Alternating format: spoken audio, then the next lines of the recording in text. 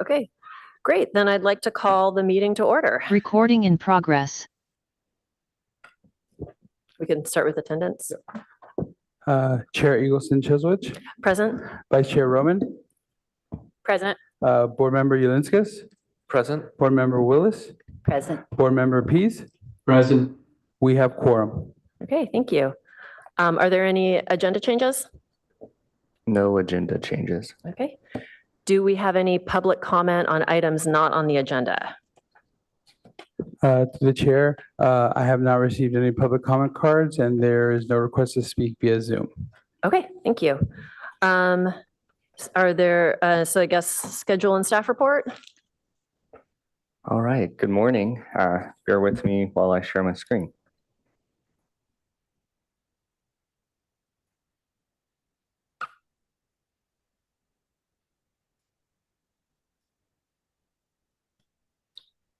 So here we are in August at a special meeting. We had to cancel due to quorum issues, the regular scheduled meeting, but we were able to find a time that worked for the rest of the board members. So here we are today. Did want to provide some upcoming announcements. So later on this evening, we'll have a boards and commissions event that will start at 6 p.m. at Campbell Gardens. August 31st is the required anti-harassment training. So if you still have yet to complete that, please do so. If you have, great. And let's see here. On September 8th, we have the work plan going to council. So this will be a little bit different than last year's. This will be a council consent item. So there will not be a presentation. So, and with that, I can entertain any further questions.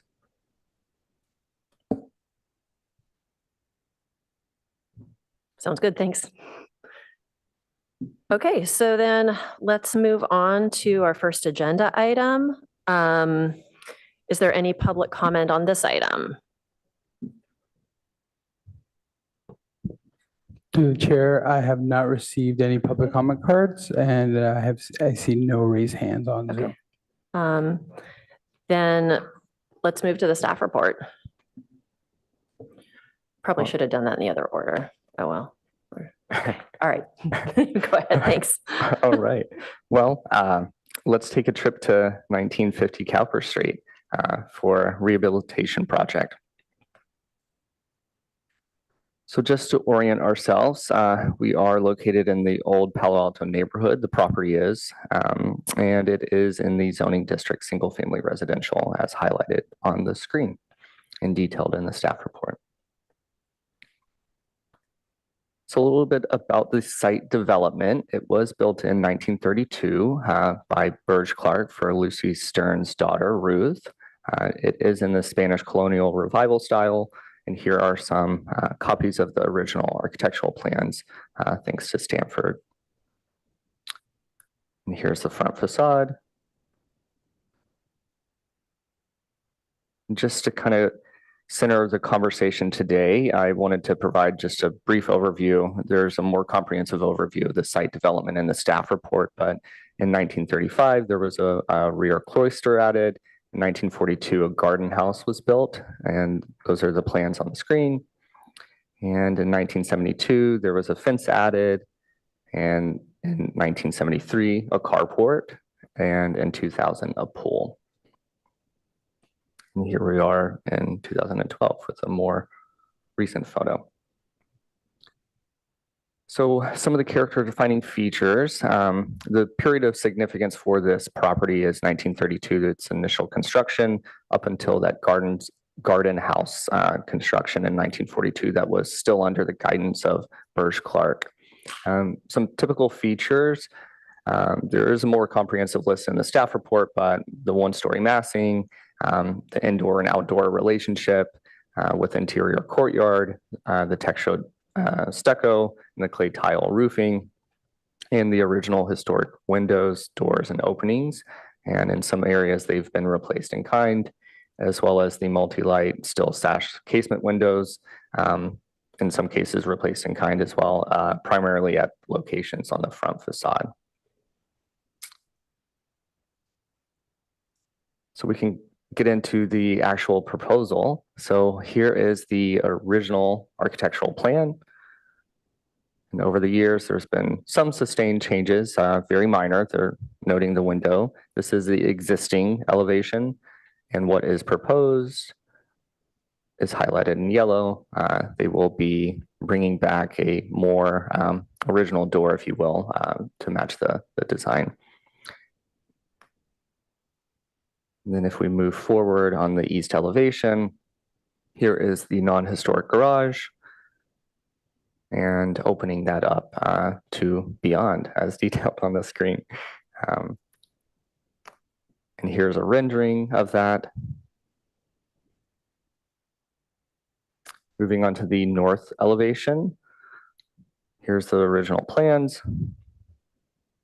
Here's the existing detailing on the right hand of the screen that added on garage. And the proposed changes opening that, and also detailed are some door changes on the structure. Here's a rendering.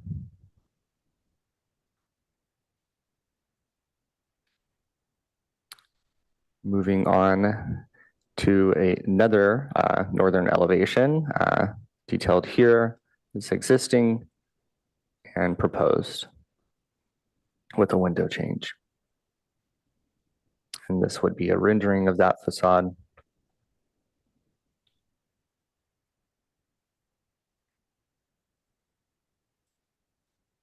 The southern elevation detailed here.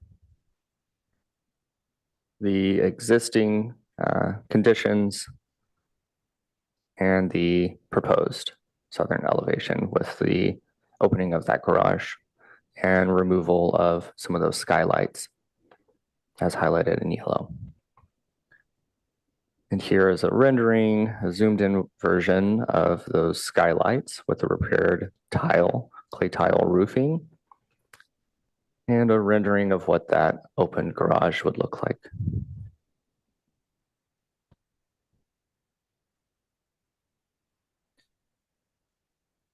So here we are at the western elevation, the original plans, and here's the existing conditions, noting some of the skylights and the doors.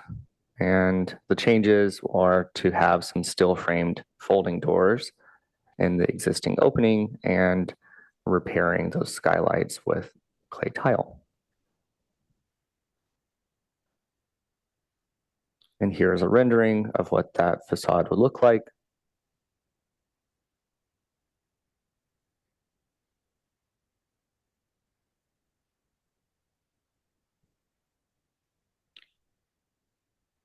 Here we are at a western elevation. And the proposed changes of removing a window and reducing the size of another window. And we are back to the garage. The property is in a J shape, so I tried to go off the cardinal coordinates. So that's why we have a few different western and other elevations here, but I believe this is the last one. So it's open to beyond. Here is a rendering of what that space would look like.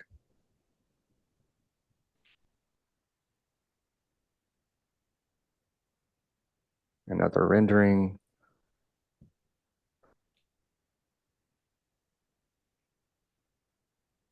So on to the recommendation. So as detailed in the staff report, I believe on the first page, it's seeking a recommendation from the Historic Resources Board to recommend to the Director of Planning and Development Services that the project conforms with the Secretary of Interior standards for rehabilitation. There are some alternative actions that could be made. There could be a desire to perhaps continue the project to a date certain with specific direction to staff and the applicant, as well as recommend that the project is not consistent with the Secretary of Interior standards and specify which standards are of concern. And I can entertain any further questions, and I believe the applicant is here and they have a brief presentation. Okay. Are there any board questions about the staff presentation at this stage? No? One? Yes, I have one question, which is, it looks like the garage and covered parking area is being turned into sort of outdoor living space. How is covered parking going to be accommodated? So great question. The property does have a large driveway and the garage is being converted. So the floor area is not a concern in that instance. As for meeting the parking requirements, the property would not have an issue of doing that. If we go on the plans here, I believe it's indicated. If you give me a moment, I can address that.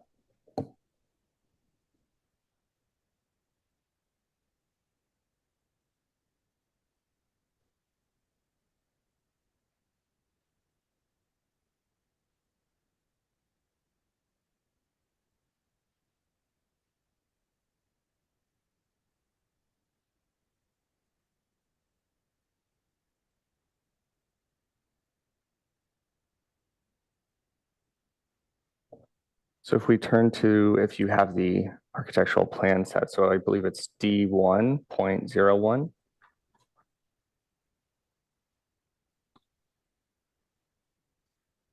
So the existing parking court is to remain. It's not indicated on the plans, but it is sufficient for parking. The spaces are not detailed, so we can request that at the building permit stage that's clearly indicated with those parking stalls indicated on the plan set. So that there will be uncovered parking. Yes.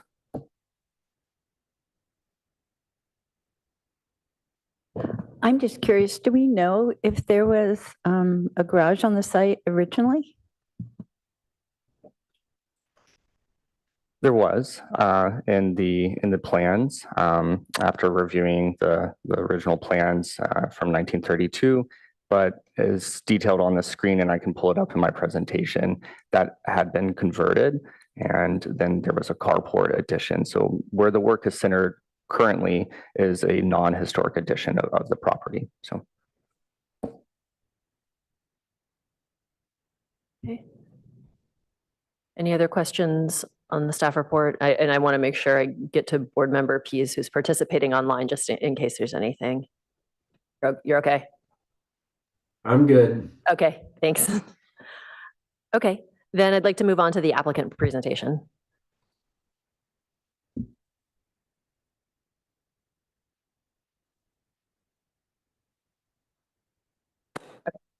Morning, everybody. Thank you for joining the special meeting, and it's helpful for our schedule for the project. Thank you, Stephen, for the comprehensive overview. My name is Danielle DeYoung. I work for Marble Radziner in San Francisco. I'm the project manager and associate there, and I'm the applicant representing the architect on this project. Also joining us here today is Brent Schroeder, who's the owner representative for the project today. I do have just a few slides. Stephen covered most of what we would have covered in his presentation, and it's also all included in the drawings. This first slide is just an appreciation of the ability to reference the Birch-Clark drawings that Stanford had in their archive. Next slide, please. The drawings and the historic evaluation, the historic analysis of the Secretary of the Interior standards are just to capture the small scope that achieves our two main goals for the project. One of those goals is to first bring the house closer back to its original design. There have been many changes over the years. On this second slide, you can see a historic image. Stephen also included an image that was from 2012, where there was no site wall at the front of the property along Cowper Street. And so that's one of the proposed changes to bring that street view back to the original intent. And then next slide, the second goal is just providing more access points to that interior courtyard, including the removal of the exterior wall of the garage for free flow into the courtyard space and the landscape areas of the site. So rather than repeat the report and go into any further detail, this image shows a photograph of the existing building with skylights that are to be removed, bringing that back to the original roof without skylights in it. And that's consistent throughout. We're removing all the skylights that were added at a later point. And then I did want to also address the question about the covered parking. We're just removing the exterior walls of that non-historic garage space. So currently it is already the driveway, the brick paved driveway continues into that covered space. And then the outdoor living use is more loose furniture that can be easily removed and used to park a car there. But the proposed use of it is that they don't need the space to have covered parking for their personal vehicles at this time. And that's it. And so we're here and happy to answer any other questions about the design. Okay, thank you. Are there board questions for the applicant? I know that one of the Secretary of the Interior standards for rehabilitation is that alterations, modifications to a structure be distinct and of their time as to not create a false sense of history. And the drawings and the renderings of what the garage is being turned into look very original to the house. You know, it is the same terracotta tile roof. It's an open structure similar to a lot of the original loges that the house had. And I'm just curious, what measures have been taken to sort of identify that altered area as distinct and of its time? Specifically the garage space. Yes. The garage space, when it was built in 1972, was built in the same manner as the rest of the existing house. So I think that by opening it and removing it from the enclosed structure of the building removes it from the original footprint of the building. I don't know that the existing structure is definitely of the 1970s with creosote soaked railroad tie structures. That's all to remain with definitely a distinct era to the structure that will remain and be visible from the exterior. The roof is still clay tile that is not distinguishable from the rest of the house. So it's a little bit of a balance between the two. Okay, thank you. If I may Yes. just jump in on that too. So I believe you're referring to the Secretary of Interior Standard number 9. And on that, just on, I believe on the rendering that we had on it was a northern facade, just looking at kind of the enclosed stucco siding and then having what essentially would be, you know, a pavilion attached to the structure. The garage would be represented as kind of an open space. So there is a slight change in kind of the composition and material use, but making sure, you know, there is continuity with some of the design with clay tile roofing continued. But I think that, you know, there's a strong case that having that openness of that pavilion does differentiate it from the existing structure. Thank you. Are there other questions for the applicant? No. Okay, thank you. Thanks. I do want to just confirm, has any other public comment been received? To the chair, I have no requests to speak online and no public comment cards. Okay, great, thank you. Okay, I'd like to open this up to, you know, board discussion or, you know, if there are any other remaining questions. I do have one last remaining question, which is the renderings and the drawings all show the terracotta roof just sloping down and ending at the eave. And I don't see any indication of gutters. And I'm just curious, does the roof just shed right onto the ground around it? Or is there a gutter that is integral? Because the roof is a big part of the aesthetic of this property.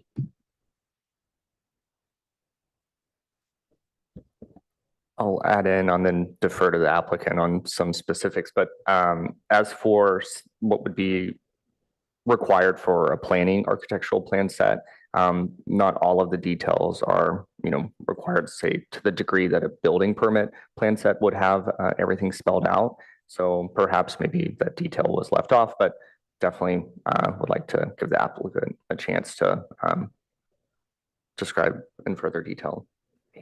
Sounds good. Yes, please. There are existing half-round copper gutters around the entire roof that will be maintained at the edge of all eaves. Great, thank you. Other comments, questions, discussion? I have comments about how happy I am. I think it's one of our signature buildings in town. And it tells a story that we all are attached to with Lucy Stern and her daughter. And I'm really glad to see it coming back to life. It's nice to, thank you for taking the wall down. I'm disappointed there's no real landscape plan because I'm really curious. So I trust you'll do a lovely job with that. But yeah, generally speaking, it's just really nice that this building is getting some attention again in a very sensitive way, I think. Yeah, I'd like to thank the applicant for removing the wall and restoring the sight lines to what's a really lovely building. Thank you.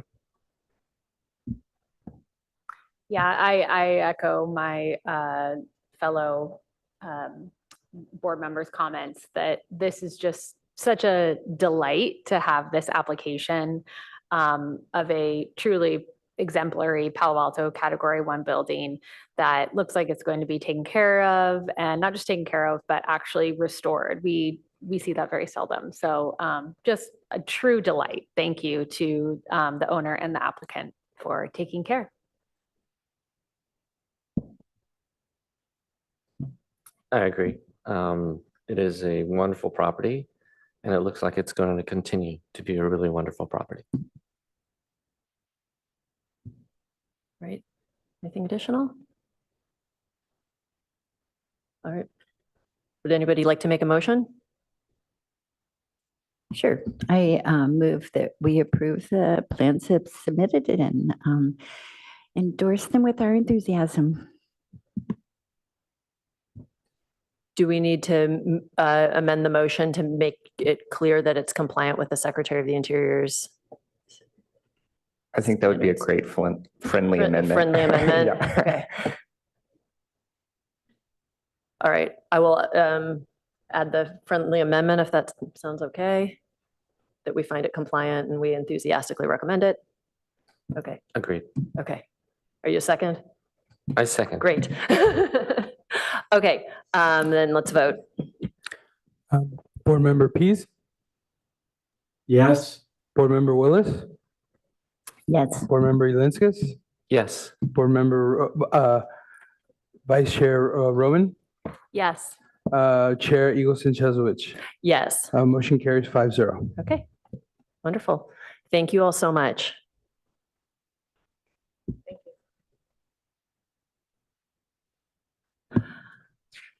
Moving on to our next item, we have a couple of sets of minutes from previous meetings to approve. The first set are the meeting minutes from the June 12th, 2025 meeting.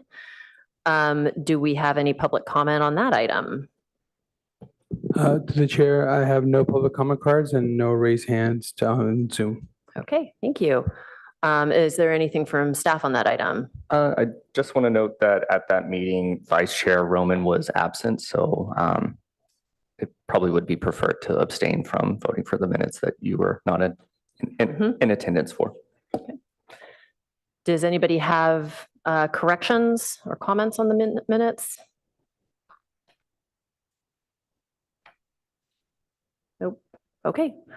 I would like to, did you have some? No, oh, good. Okay. Then I would like to move to approve the meeting minutes from the June 12th, 2025 meeting. I'll second that. Okay. And we have to vote individually since we have a remote participant. Okay. Board Member Pease, Yes. Board Member Willis, Yes. Board Member Ulinskis, Yes. Vice Chair Roman, I abstain from voting. Chair Eagleson Cheswich. Yes. Motion carries 401, Roman abstain. Okay, thank you. And then our next item are the board meeting minutes from the July 10th, 2025 meeting. I was absent. Do we have any public comment on this one? Nope, no public Okay. comment. Is there anything staff wants to add on this one? Just following in line with the June 12th about abstaining. So Are there comments, questions, or corrections on this set of minutes? I have a comment that the committee assignments that are referenced here, it'd be great to get them on our committee sheet at some point. Our committee assignment sheet. I thought that was at the beginning in the schedule. Is it incorrect? Well, I don't think I was added to either one of them. Did I miss? Oh, And I'm bringing it up because in the draft minutes, you are correct. Yeah. I was we- volunteering for committees Yep. all right. So goal and 3. Samantha accepted me. Yeah, with goal 3, we added board member Willis. And I'm not sure if there are other changes to those committees too. If I may, I believe that packet page 5 details that, and we'll definitely add Board Member Willis to goal 3, the inventory updates. And there was a change at the meeting in April reflecting the Eagleson Chesowicz and Ulinskis for the awards program. So I'll make note on the July meeting that there was a change for work plan goal 3. So at this point, I know it's sort of out of step here, but can I also join goal 1? Is this off agenda? I mean, we're in minutes right now. Okay. Definitely, ad hoc committee assignments are at the discretion of the chair. So Okay. So yes, if we can talk about it, then that's fine, although I don't really know if we're able to proceed. There's not much to proceed with, but sure. We differ, so Okay. let's talk about it. All right. And then- Okay. Let it go. Are there any other comments on the minutes? All right. Would anybody like to make a motion? Because it can't be me. I move that we approve the minutes from, this was, July 10th. thank you, July 10th, 2025. I second that. Board Member Ulinskis, Yes. Board Member Willis, Yes. Board Member Pease, Yes. Vice Chair Roman, Yes. Chair Eagleson Chesowicz. Abstain. Motion carries 401, Chair Eagleson Chesowicz abstains. Okay, thank you. Okay, so that concludes our agenda items. So is there any other board business items, announcements, that kind of thing? Board member Pease and I would like to maybe take 5 minutes to give an update to work plan goal number 4. So, Samuel, if you could bring up the PDF I gave you. What I might suggest is if board member Pease is able to see the PDF that was just brought up, maybe board member Pease could walk us through the sort of the structure of the proposal. And then at the end with the case study example, I could walk the board through the case study example. Does that work for you, Christian? That's fine. I hadn't expected to do it, but I'm more than happy to do it. Excellent, thank you. Okay, well, this is really about our fourth category, and that's about adding to the first 3 with the notion of expanding subterranean development rights to category 1 and 2 houses, residential buildings that would allow those rights essentially to become like in the downtown commercial district, transferable to other homes, not necessarily homes that are listed on the historic register. To do this, current planning restrictions limit the amount of a basement to the basically the footprint of the building, development rights beyond the existing structures. So this would add development rights beyond the existing rights that would allow the listed homes to achieve more livable more livable area and historic listed properties by allowing the upgrade development beyond the footprint of the house to actually the size of the lot itself, as is done in some other cities. Like the downtown district, commercial buildings, these rights would be transferable. Next picture, please.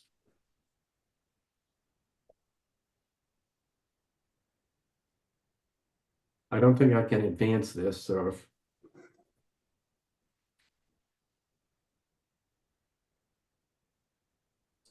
hello?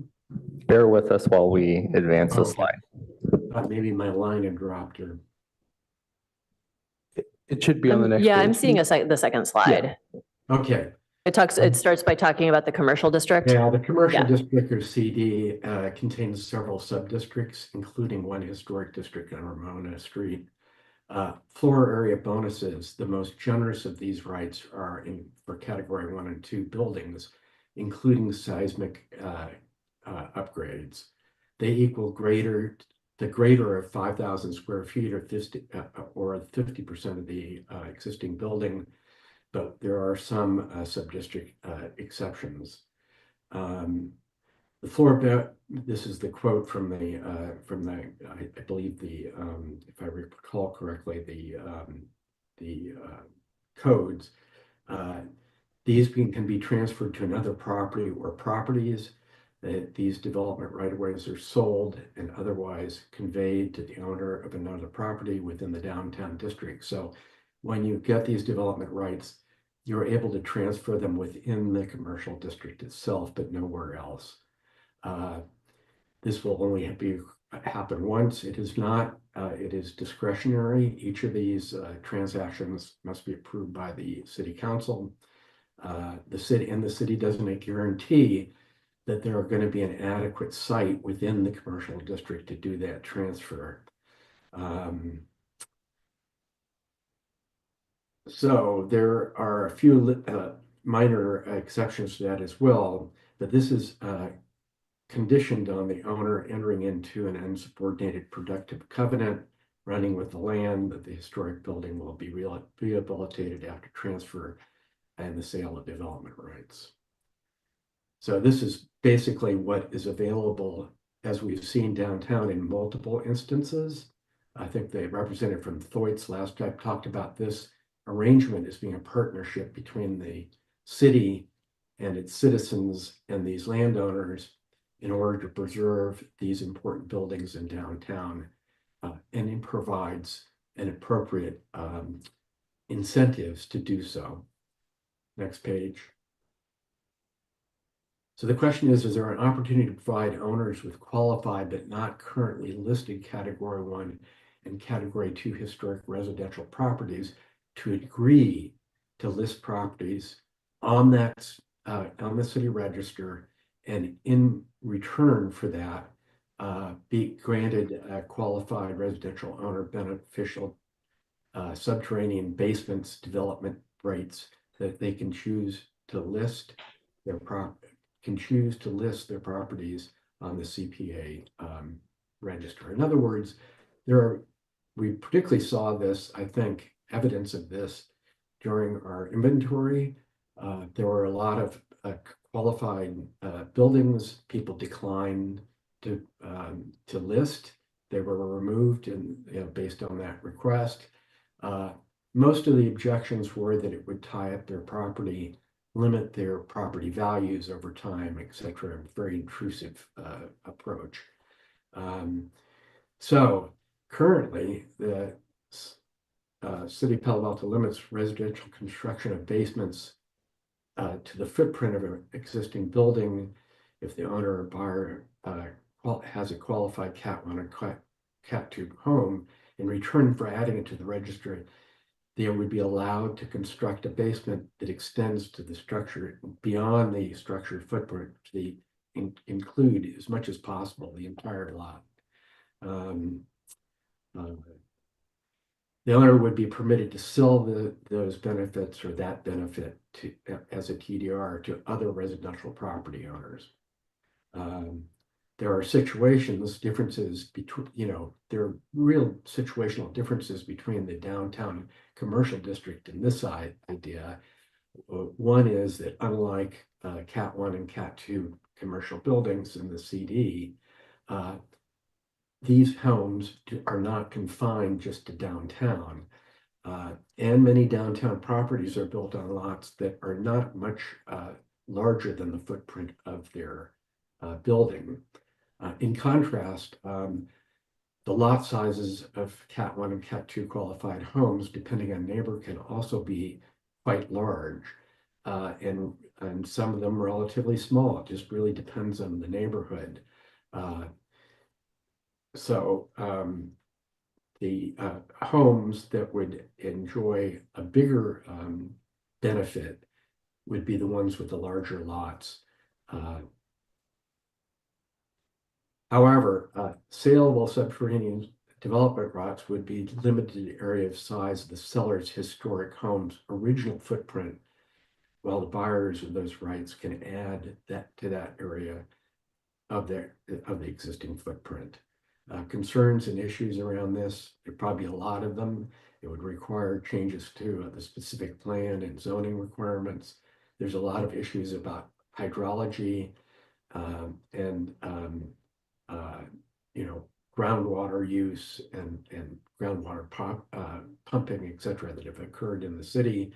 There'll likely be others, but bottom line, this is the idea of having an analog to this major benefit that is offered to qualified buildings in the commercial district and trying to give something similar to Cat 1 and Cat 2 residential properties to residential property owners, and then achieve a parity in terms of that benefit, for which the city in return would probably or hopefully have a higher number of those homes that are qualified but not listed added to the inventory.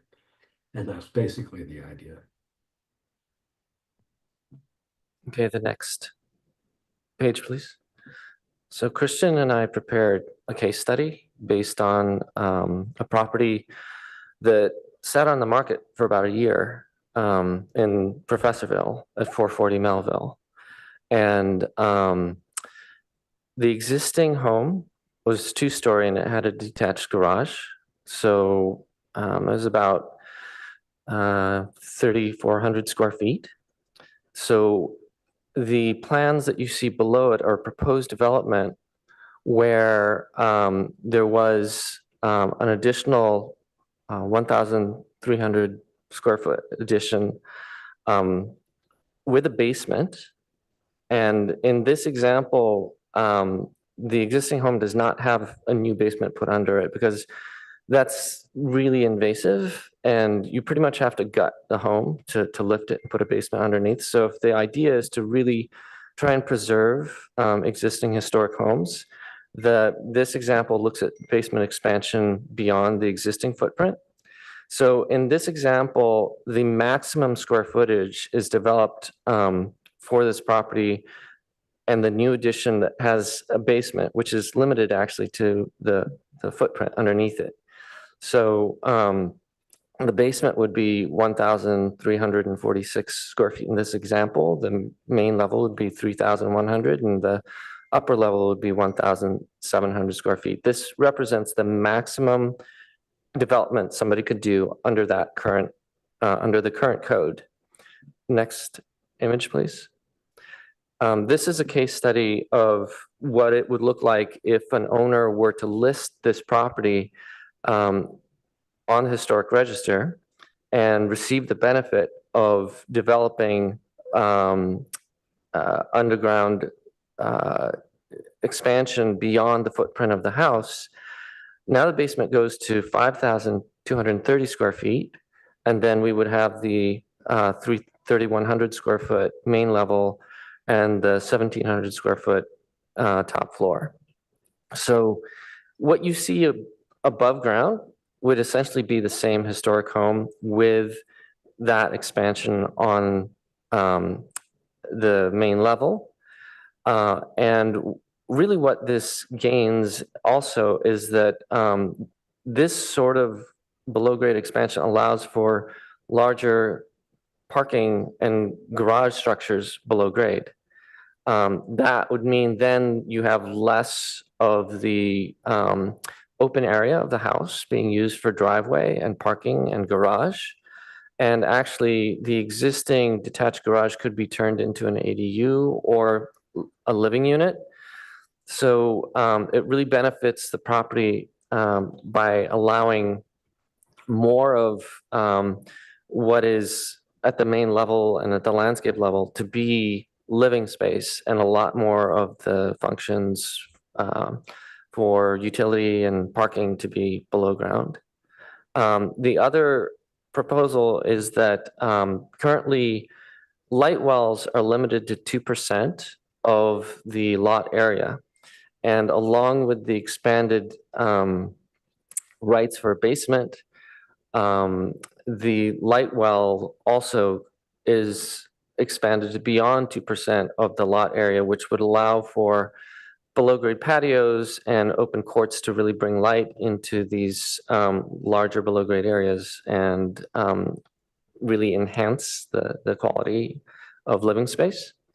The last page, please. So again, this is a summary where the existing home is 3,900 square feet. With no basement incentive, the maximum expansion would be 6,500 square feet.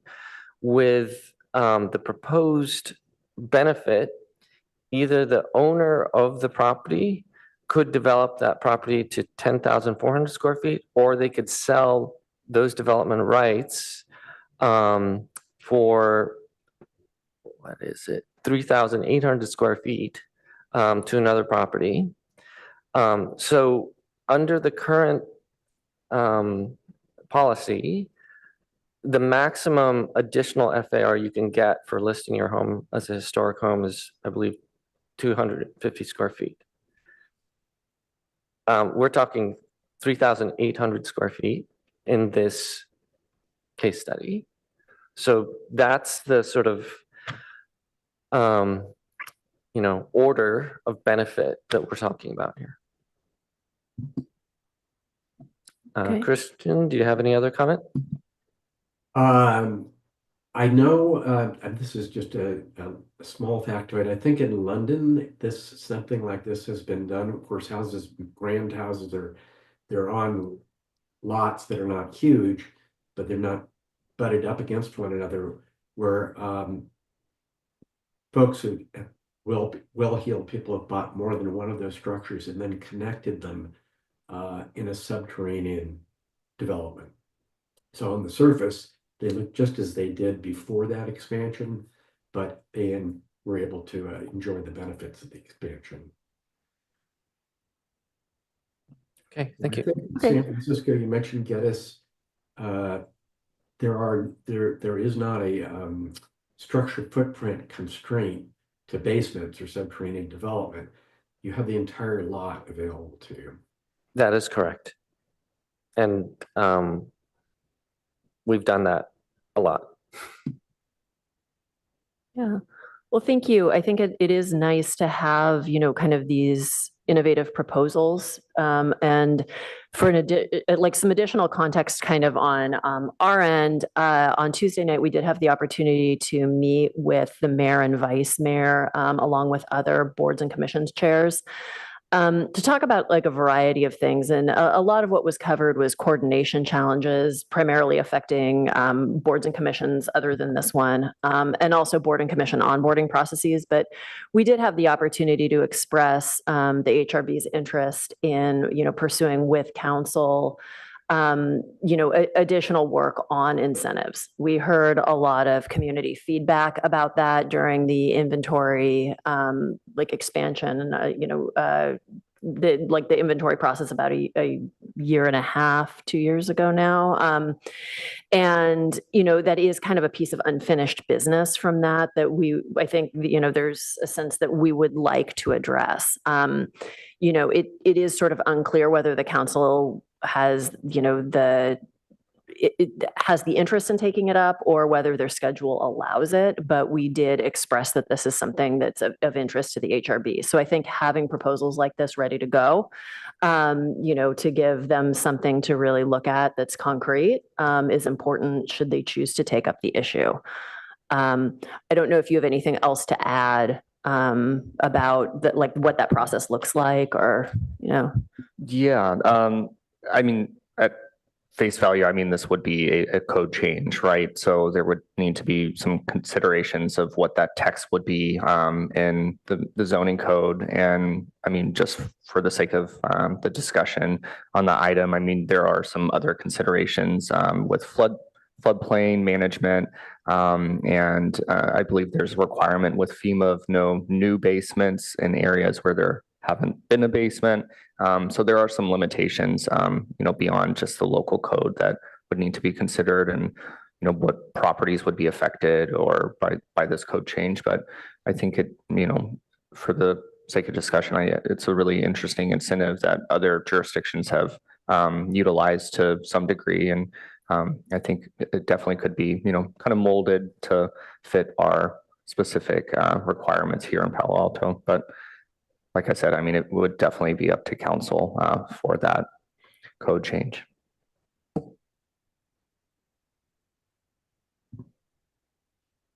okay. Can I just ask one question?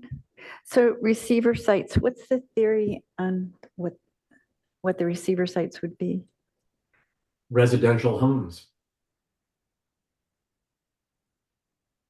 We don't, I mean, this could all be worked out. I'm sure it's going to be, even approaching something like this would be very complicated to do. But the notion is you're in, for example, College Terrace, you don't have a very big lot. You're concerned about your retirement. You want to stay in the house. You don't want to affect its value.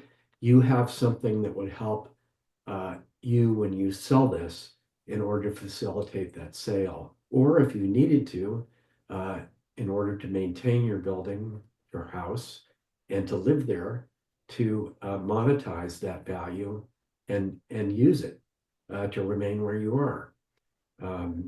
So there are a lot of reasons I think that this is not exactly like the commercial downtown. If you look at all the sub-districts here, it's a pretty complicated place. I'm sure it was hard to get to where it got, but somehow it did get there. And these large landowners downtown, bless their hearts, with some of the best buildings in Palo Alto for reasons of vibrancy and aesthetics and so forth, take advantage of it. And it's been pretty clear that that advantage has motivated, at least to me, it's pretty clear, has motivated a lot of the rehabilitation work that we've seen coming in, and all of it is laudable. It's great. Those buildings are getting care that they might otherwise not get. So it just seems to me an issue of fairness. If the city really cares about his historic resources, really does care about it, then they should care about all of them, and they should treat them with some kind of equality so that the property owners can have a more uniform set of benefits as well as responsibilities for listing their homes.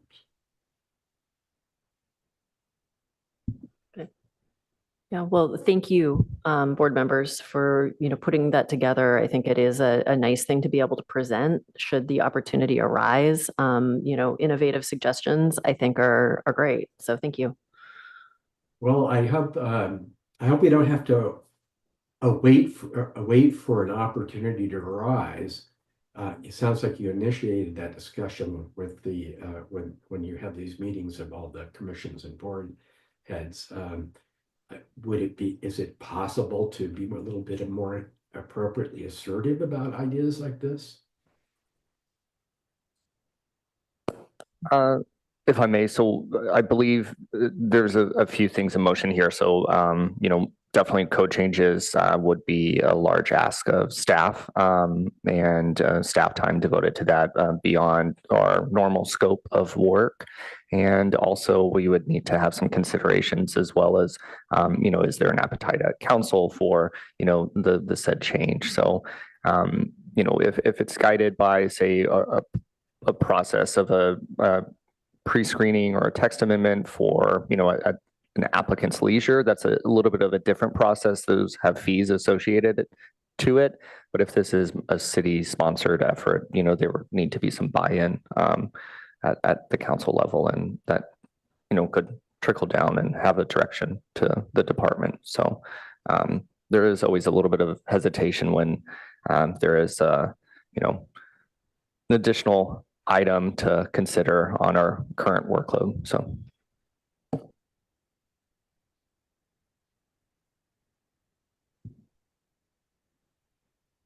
Are there, oh, go ahead. I just wanted to kind of wrap up that. I think what board member Peace was trying to get at is, is there perhaps a way maybe that we can, forward or advance some of these ideas? So definitely, I was speaking for the standpoint of staff. The board and board members are more than welcome to, prepare and continue these efforts. And when that time arises, we'll have a well-planned and thoughtful agenda to advance. So.